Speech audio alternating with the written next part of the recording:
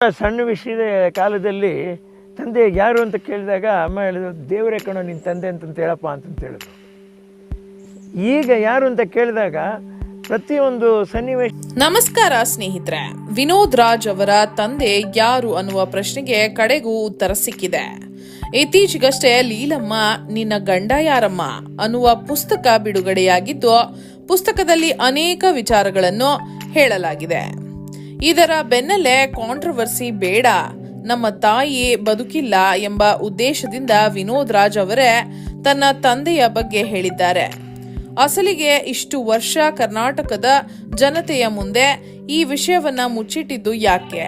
ಇನ್ನು ವಿನೋದ್ ರಾಜ್ ತನ್ನ ಹೆಂಡತಿ ಮತ್ತು ಮಗನನ್ನು ಕೂಡ ಚೆನ್ನೈನಲ್ಲಿ ಇಟ್ಟಿದ್ದು ಯಾಕೆ?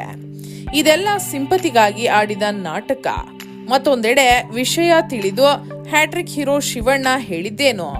ಇನ್ನು ವಿನೋದ್ ರಾಜ್ ಸಿನಿಮಾ ಬದುಕನ್ನು ಹಾಳು ಮಾಡಿದ್ಯಾರು ಅಂತ ಗೊತ್ತಾ?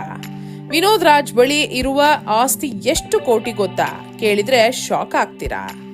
ಅದಕ್ಕೂ ಮುನ್ನ ಒಳ್ಳೆಯ ನಟ ಹಾಗೂ ಡ್ಯಾನ್ಸರ್ ಆಗಿರುವ ವಿನೋದ್ ರಾಜ್ ಅವರು ಚಿತ್ರರಂಗಕ್ಕೆ ಅಥವಾ ರಿಯಾಲಿಟಿ ಶೋಗಳಿಗೆ ಜಡ್ಜ್ ಆಗಿ ಬರಬೇಕು ಎಂದು ನೀವು ಕೂಡ ಬಯಸುವ ಹಾಗಿದ್ರೆ ಈ ವಿಡಿಯೋವನ್ನ ತಪ್ಪದೆ ಲೈಕ್ ಮಾಡಿ ಸ್ನೇಹಿತರೆ. ಮತ್ತು ವಿನೋದ್ ರಾಜ್ ನಟನೆಯ ಯಾವ ಸಿನಿಮಾ ನಿಮಗೆ ಇಷ್ಟ ಅಂತ ತಪ್ಪದೆ ಕಮೆಂಟ್ ಮಾಡಿ ತಿಳಿಸಿ. ಸ್ನೇಹಿತರೆ, ಲೀಲಾವತಿ ಅವರು 400ಕ್ಕೂ ಅಧಿಕ ಸಿನಿಮಾಗಳಲ್ಲಿ ನಟಿಸಿದ್ದಾರೆ.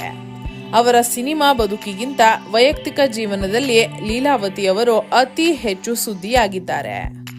ಲೀಲಾವತಿ ಅಮ್ಮನವರು ಈಗ ನಮ್ಮ ಮಧ್ಯೆ ಇಲ್ಲ. ಅವರು ತೀರಿ ಹೋಗಿ 2 ವರ್ಷಗಳೇ ಕಳೆದಿವೆ. ಆದರೆ ಅವರ ಹೆಸರಿನಲ್ಲಿ ಒಂದು ಪುಸ್ತಕ ಬಿಡುಗಡೆಯಾಗಿದೆ. ಅದರಲ್ಲಿ ಅನೇಕ ಕಾಂಟ್ರವರ್ಸಿ ಸುದ್ದಿಗಳನ್ನು ಬರೆಯಲಾಗಿದೆ. ಈ ಪುಸ್ತಕ ಈಗ ಬಿಡುಗಡೆ ಮಾಡಲು ಕಾರಣವೇನು? ಪುಸ್ತಕದ ಬಗ್ಗೆ ವಿನೋದ್ ರಾಜ್ ಹೇಳಿದ್ದೇನು? ವಿನೋದ್ ರಾಜ್ ನಿಜವಾದ ತಂದೆ ಯಾರು ಗೊತ್ತಾ? ನೋಡೋಣ ಬನ್ನಿ ಸ್ನೇಹಿತರೆ. ವಿನೋದ್ ರಾಜ್ ಅವರು ಕನ್ನಡ ಚಿತ್ರರಂಗದ ಅತ್ಯದ್ಭುತ ಡ್ಯಾನ್ಸರ್ ಹಾಗೂ ಒಳ್ಳೆಯ ನಟ. ಅದರ ಬಗ್ಗೆ 2 ಮಾತಿಲ್ಲ. ಆದರೆ ಅವರಿಗೆ ಅವರ ಪ್ರತಿಭೆಗೆ ತಕ್ಕಂತೆ ಯಶಸ್ಸು ಸಿಗಲಿಲ್ಲ. ಈಗ ಚಿತ್ರರಂಗದಿಂದ ದೂರ ಉಳಿದು ವ್ಯವಸಾಯ ಮಾಡಿಕೊಂಡು ಜೀವನವನ್ನ ನಡೆಸುತ್ತಿದ್ದಾರೆ. ಹೌದು ಸ್ನೇಹಿತರೆ, ನೆಲಮಂಗಲ ಬಳಿಯ ಸೋಲದೇವನಹಳ್ಳಿಯಲ್ಲಿ ತಾಯಿ ಮಗ ವ್ಯವಸಾಯವನ್ನ ಮಾಡಿಕೊಂಡು ಚಿತ್ರರಂಗದಿಂದ ದೂರ ಉಳಿದಿದ್ರು. ಯಾವಾಗ ಲೀಲಾವತಿ ವಿಧಿವಶರಾದರೋ ಈಗ ವಿನೋದ್ ರಾಜ್ ಕೂಡ ಅಲ್ಲಿ ಒಬ್ಬಂಟಿಯಾಗಿ ಜೀವನವನ್ನ ನಡೆಸುತ್ತಿದ್ದಾರೆ. ಇನ್ನು ವಿನೋದ್ ರಾಜ್ ರವರಿಗೆ ಹೆಂಡತಿ ಹಾಗೂ ಮಗ ಕೂಡ ಇದ್ದಾನೆ. ಅವರು ಚೆನ್ನೈನಲ್ಲಿ ಸೆಟಲ್ ಆಗಿದ್ರು. ಈ ವಿಷಯವನ್ನು ಜನರಿಂದ ವಿನೋದ್ ರಾಜ್ ಮುಚ್ಚಿಟ್ಟಿದ್ದು ಯಾಕೆ? ಇವರ ಜೀವನದಲ್ಲಿ ಎಲ್ಲವೂ ಕೂಡ ನಿಗೂಢವಾಗಿದೆ. ಎಲ್ಲದಕ್ಕೂ ಉತ್ತರ ಲೀಲಮ್ಮ ನಿನ್ನ ಗಂಡ ಯಾರಮ್ಮ ಪುಸ್ತಕದಲ್ಲಿ ಸಿಕ್ಕಿದೆ. ಹೌದು ಸ್ನೇಹಿತರೆ, ಲೀಲಮ್ಮ ನಿನ್ನ ಗಂಡ ಯಾರಮ್ಮ ಪುಸ್ತಕದಲ್ಲಿ ಎಲ್ಲೂ ನೋಡದ ದಾಖಲೆಗಳು, ಸತ್ಯಾಂಶಗಳನ್ನು ಪುಸ್ತಕದಲ್ಲಿ ನೀಡಲಾಗಿದೆ. ಸ್ನೇಹಿತರೆ, ವಿನೋದ್ ರಾಜ್ ರವರ ಅಸಲಿ ಹೆಸರು ವಿನೋದ್ ಕುಮಾರ್ ಅಂತ. ಇವರ ತಂದೆ ಮಹಾಲಿಂಗ ಭಾಗವತರ್. ಈ ಮಹಾಲಿಂಗ ಭಾಗವತರ್ ಸಾಮಾನ್ಯದವರಲ್ಲ. ಡಾಕ್ಟರ್ ರಾಜ್ಕುಮಾರ್ ಹೇಗೆ ಚಿತ್ರರಂಗಕ್ಕೆ ಫೇಮಸ್, ಅದೇ ರೀತಿ ಮಹಾಲಿಂಗ ಭಾಗವತರ್ ಅವರು ರಂಗಭೂಮಿಯ ನಾಟಕಗಳಲ್ಲಿ ಎತ್ತಿದ ಕೈ. ಇನ್ನು ಮಹಾಲಿಂಗ ಭಾಗವತರ್ ರವರ ಶ್ರೀ ಸಾಹಿತ್ಯ ನಾಟಕ ಮಂಡಳಿ ಇತ್ತು. ಇದರಲ್ಲಿ ಲೀಲಾವತಿ ಅಮ್ಮನವರು 15 ವರ್ಷಗಳ ಕಾಲ ಕೆಲಸವನ್ನ ಮಾಡಿದ್ದಾರೆ. ಇದೇ ನಾಟಕ ಮಂಡಳಿಯಲ್ಲಿ ರಾಜ್ಕುಮಾರ್ ಕೂಡ ಕೆಲಸವನ್ನ ಮಾಡಿದ್ದಾರೆ. ಇನ್ನು ಮಹಾಲಿಂಗ ಭಾಗವತರ್ 25 ಸಿನಿಮಾಗಳಲ್ಲಿ ಕೂಡ ನಟಿಸಿದ್ದಾರೆ. ಅದರಲ್ಲಿ 11 ಸಿನಿಮಾಗಳಲ್ಲಿ ಡಾಕ್ಟರ್ ರಾಜ್ಕುಮಾರ್ ರವರ ಜೊತೆಗೇನೆ ನಟಿಸಿದ್ದಾರೆ.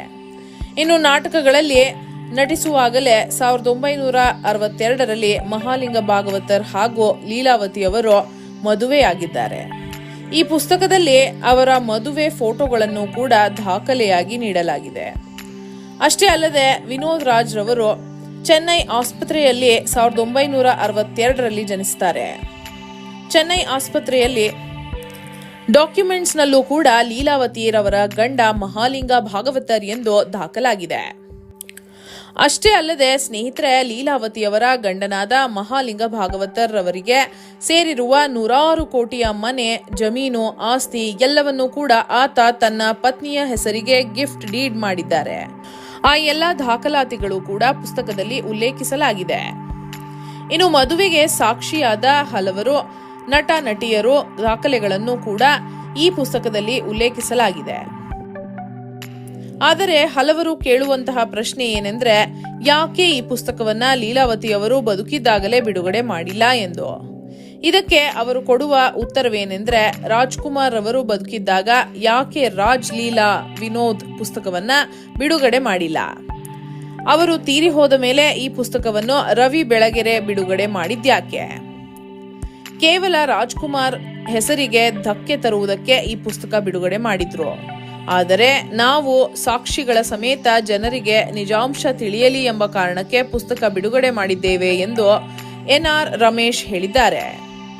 ಅಷ್ಟೇ ಅಲ್ಲದೆ ಲೀಲಾವತಿ ಅವರು ರಾಜ್ಕುಮಾರ್ ಹೆಸರನ್ನ ಹಾಳು ಮಾಡಲು ಈ ಕೆಲಸ ಮಾಡಿದ್ದಾರೆ. ರಾಜ್ಕುಮಾರ್ ಅವರು ಬದುಕಿದ್ದಾಗ ಒಂದೇ ಒಂದು ದಿನ ಅವರು ಇದರ ಬಗ್ಗೆ ಮಾತನಾಡಿಲ್ಲ. ತನ್ನ ಮಗನ ಮದುವೆಯ ಬಗ್ಗೆ ಕೂಡ ಮುಚ್ಚಿಟ್ಟಿದ್ದರು. ಇದೆಲ್ಲ ಕೇವಲ ಸಿಂಪತಿಗಾಗಿ ಲೀಲಾವತಿ ಹಾಗೂ ವಿನೋದ್ ರಾಜ್ ಅವರು ಆಡಿದ ನಾಟಕ. ವಿನೋದ್ ರಾಜ್ ಅಸಲಿ ಹೆಸರು ವಿನೋದ್ ಕುಮಾರ್. ಆದರೆ 1987ರಲ್ಲಿ ಅವರ ಮೊದಲ ಸಿನಿಮಾ ಡಾನ್ಸ್ ರಾಜ ಡ್ಯಾನ್ಸ್ ಬಿಡುಗಡೆಯಾದಾಗ ದ್ವಾರ್ಕೀಶ್ ರವರೇ ವಿನೋದ್ ಕುಮಾರ್ ಬದಲು ವಿನೋದ್ ರಾಜ್ ಎಂದು ಹೆಸರು ಬದಲಾಯಿಸಿದ್ರು. ಇನ್ನು ವಿನೋದ್ ರಾಜ್ ಬರೋಬ್ಬರಿ 31 ಸಿನಿಮಾಗಳಲ್ಲಿ ನಟಿಸಿದ್ದಾರೆ. ಅವರ ಕೆಲವು ಸಿನಿಮಾಗಳು ಮಾತ್ರ ಹಿಟ್ ಆದವು. ಆದರೆ ಆನಂತರ ಪ್ರತಿ ಸಿನಿಮಾ ಫ್ಲಾಪ್ ಆಗಲು ಶುರುವಾಯಿತು. ಅದಕ್ಕೆ ಅವರಿಗೆ ಸಿನಿಮಾ ಅವಕಾಶಗಳು ಬರಲಿಲ್ಲ. ಆದರೆ ಬೇಕಂತಲೇ ರಾಜ್ಕುಮಾರ್ ಅವರ ಕುಟುಂಬ ವಿನೋದ್ ರಾಜ್ರನ್ನು ತುಳಿದಿದೆ. ಸಿನಿಮಾಗಳಲ್ಲಿ ಬೆಳೆಯೋದಕ್ಕೆ ಅವಕಾಶ ಕೊಡಲಿಲ್ಲ ಎಂದು ಕೆಲವರು ಅಪಪ್ರಚಾರವನ್ನ ಮಾಡಿದ್ದಾರೆ. ಇನ್ನು ಈ ವಿಚಾರದ ಬಗ್ಗೆ ವಿನೋದ್ ರಾಜ್ ಅವರು ಮಾತನಾಡಿದ್ದಾರೆ. ಅವರು ಹೇಳೋದೇನಂತಂದ್ರೆ, ಈಗ ನಮ್ಮ ತಂದೆ ಯಾರು ಎಂದು ತಿಳಿದುಕೊಂಡ್ರೆ ಜನರಿಗೆ ಅದರಿಂದ ಆಗುವ ಲಾಭವಾದ್ರೂ ಏನು? ಜನರಿಗೆ ಪೆಟ್ರೋಲ್ ಏನಾದ್ರೂ ಕಡಿಮೆ ದುಡ್ಡಿಗೆ ಸಿಗುತ್ತಾ ಅಥವಾ GST ಕಡಿಮೆ ಆಗುತ್ತಾ? ಇದರಿಂದ ಯಾರಿಗೂ ₹1 ಲಾಭವಿಲ್ಲ. ನನ್ನ ತಂದೆ ಯಾರು ಅನ್ನುವ ವಿಚಾರ ನನ್ನ ಜೊತೆಗೇನೆ ಮಣ್ಣಾಗಲಿ. ನನ್ನ ತಾಯಿ ಬೇರೆಯವರಿಗೆ ಮಾತು ಕೊಟ್ಟಿದ್ರು, ನಾನು ನನ್ನ ತಾಯಿಗೆ ಮಾತು ಕೊಟ್ಟಿದ್ದೇನೆ. ಅದಕ್ಕೆ ಎಲ್ಲೂ ಕೂಡ ನನ್ನ ತಂದೆಯ ಹೆಸರು ನಾನು ಹೇಳಿಲ್ಲ, ಮುಂದೆ ಹೇಳೋದೂ ಇಲ್ಲ. ಕೇವಲ ನಮ್ಮ ತಾಯಿಯ ಹೆಸರನ್ನು ಹಾಳು ಮಾಡಲು ಈ ಪುಸ್ತಕ ಬರೆದಿದ್ದಾರೆ. ಇದರಿಂದ ಅವರು ಹಣ ಮಾಡುತ್ತಾರೆ. ಒಬ್ಬರ ಹೆಸರನ್ನು ತೇಜೋವಧೆ ಮಾಡಿ ಅದರಿಂದ ಬರುವಂತಹ ಹಣ ಸಂಪಾದನೆ ಮಾಡುವುದು ಎಷ್ಟು ಸರಿ? ನಾನು ನನ್ನ ಹೆಂಡತಿ ಮಕ್ಕಳನ್ನ ಬೀದಿಗೆ ಬಿಟ್ಟಿಲ್ಲ. ಅವರು ಮೂಲತಃ ಚೆನ್ನೈನವರೇ, ಅದಕ್ಕೆ ಅಲ್ಲೇ ವಾಸವಿದ್ದಾರೆ. ನಾನೇನಾದ್ರೂ ನನ್ನ ಹೆಂಡತಿ ಮಗನಿಗೆ ಮೋಸ ಮಾಡಿದ್ರೆ ಜನ ಇಷ್ಟೊತ್ತಿಗೆ ನನ್ನನ್ನ ಸುಮ್ಮನೆ ಬಿಡ್ತಿದ್ರಾ? ನಾನು ಅಷ್ಟೇ ಹೇಳಕ್ಕೆ ಬಯಸ್ತೀನಿ ಎಂದಿದ್ದಾರೆ. ಇನ್ನು ಹ್ಯಾಟ್ರಿಕ್ ಹೀರೋ ಶಿವರಾಜ್ ಕುಮಾರ್ ಈ ವಿಚಾರದ ಬಗ್ಗೆ ಪ್ರತಿಕ್ರಿಯಿಸಿದ್ದಾರೆ. ಸರ್, ಪುಸ್ತಕ ಓದಿದ್ರಾ?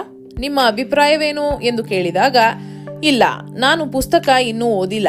ಟೈಮ್ ಸಿಕ್ಕಾಗ ಓದ್ತೀನಿ. ಈಗ ಅಪ್ಪಾಜಿನೂ ಬದುಕಿಲ್ಲ, ಲೀಲಮ್ಮನವರು ಬದುಕಿಲ್ಲ. ಈ ತರ ಕಾಂಟ್ರವರ್ಸಿ ಮಾಡೋದು ಬೇಡ ಅನ್ನೋದು ನನ್ನ ಉದ್ದೇಶ ಎಂದು ಶಿವಣ್ಣ ತಿಳಿಸಿದ್ದಾರೆ. ಸ್ನೇಹಿತರೆ, ಲೀಲಾವತಿಯವರ ನಿಜವಾದ ಗಂಡ ಮಹಾಲಿಂಗ ಭಾಗವತರವರು ಎಂದು 90% ಜನ ನಂಬ್ತಾರೆ. ಆದರೆ ಇನ್ನು 10% ಜನ ರಾಜ್ಕುಮಾರ್ ರವರೇ ಲೀಲಾವತಿಯವರ ಗಂಡ ಎಂದು ನಂಬಿದ್ದಾರೆ.